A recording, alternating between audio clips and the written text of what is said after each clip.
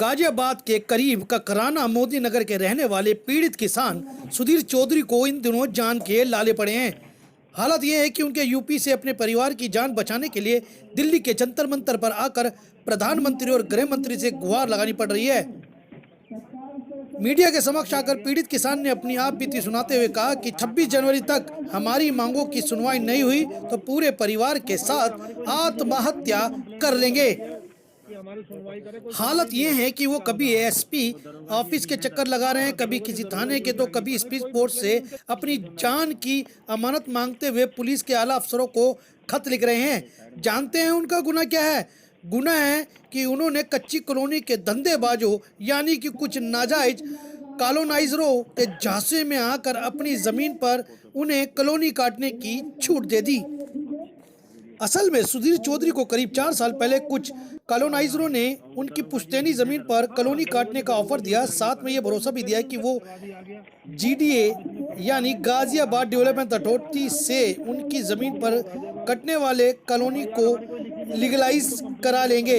इल्जाम है कि इसके बाद कॉलोनाइजरों ने औने पौने कीमत पर उनकी करोड़ों की जमीन हड़प कर उन्हें अलग अलग लोगों को बेचना शुरू कर दिया और अपने बाकी के पैसे मांगने पर उन्हें जान से मारने की धमकी देने लगे। हद तो ये हो गई कि कुछ मामलों में जमीन का एक हिस्सा 2 या फिर उससे ज्यादा लोगों को गलत तरीके से बेच दिया गया। कॉलोनाइजर खुद इस खेल में ना फंसे, इसलिए उन्होंने कागजों पर सुधीर चौधरी को ही जमीन का मालिक दिखाया और जब सुधीर चौधरी ने इन लोगों से अपने हक के पैसे मांगे तो उनको अंजाम भुगतने की धमकी दी गई।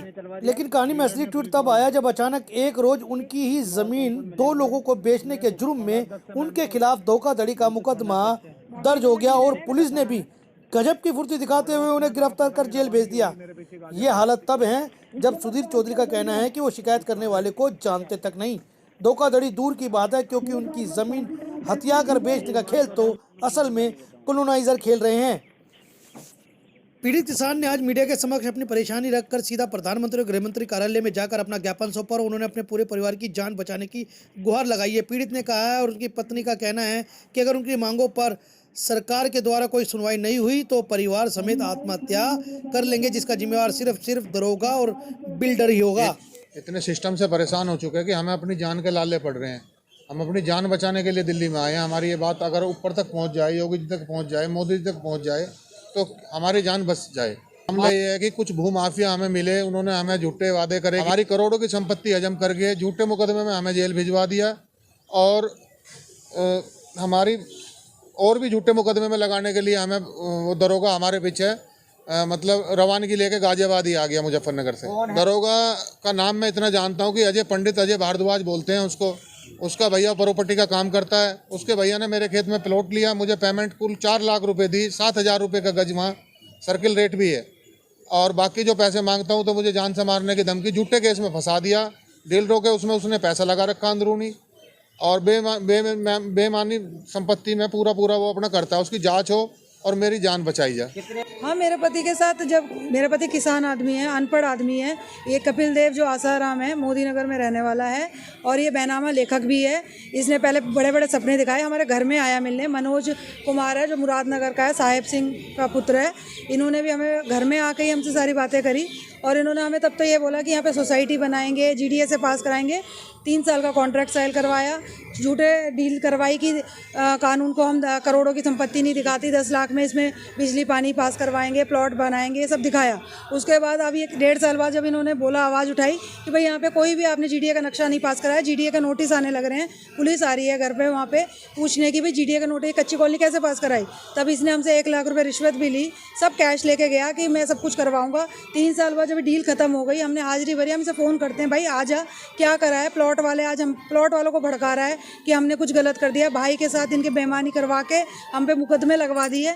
मेरे पीछे कोर्ट में 19 तारीख की थी, 15 को मैं अपने वकील से मिलने जा रही थी। ये एसएचओ साहब के साथ मेरे पीछे घूम रहा था, कपिल और मनोज। मेरे पास वीडियो भी है। मैं छुप गई, तब भी मैंने जाके कंप्लेंट करी, इंदिरापुरम थाने में कंप्लेंट करी तो उन्होंने बोला मोदी नगर थाना जाओ। मुझे ही झूठा बकाया गया। हम ये चाहते हैं हमारी जान बचाई जाए क्योंकि अब ये दोबारा से, पहले भी 9वें महीने में भी हम यही घूम रहे थे कि हमारे पे झूठे केस लगवाएगा। हमारे एक राज्य मंत्री के थ्रू हमारी कंप्लेंट पहुंची है, पोर्टल में भी चल रही है, एसडीएम पे भी चल रही है, डीएम के पास भी चल रही है कि हमारे साथ क्या हो रहा है। वो आराम से घूम रहा है, वो वहाँ पे ड्रिंक भी कर रहा है और कह रहा है मैं पुलिस का आदमी हूँ, मेरे को कभी नहीं कोई उठा सकता। हम मुख्यमंत्री जी को भी, योगी जी को भी बोल रहे हैं, प्राइम मिनिस्टर साहब से, मोदी जी से भी हमारी जान बचा दिए। एक मध्यम परिवार है, हमारे बच्चे हम रोड पे आने की हमारी वो रखी है, तो हम अगर रोड पे, हम इनके हाथों से तो मरेंगे नहीं मगर हम खुद मर जाएंगे। 26 जनवरी में आत्महत्या कर लेंगे या चाहे हम अपने घर में बैठ के आत्महत्या कर दिल्ली के लेंगे, अंदर आके 26 जनवरी में सहपरिवार आत्महत्या कर लेंगे हम, या फिर हम घर में करके लेंगे अपने बच्चों को इनके हम हाथों मर से जाएंगे। 26 तारीख हमारी लास्ट अगर नहीं सुनी गई तो 12 साल की हमारी बेटी है, 9 साल का हमारा बेटा है, इन्होंने हमारी जिंदगी हेल करके हम रख दी सुरक्षित है। महसूस नहीं करते जहाँ पे रह रहे हैं। इंदिरापुरम जैसी अच्छी कॉलोनी में हम सुरक्षित महसूस नहीं कर रहे दरोगा की वजह से। मैं, मेरी वाइफ, हम चारों मर जाएंगे 26 तारीख में।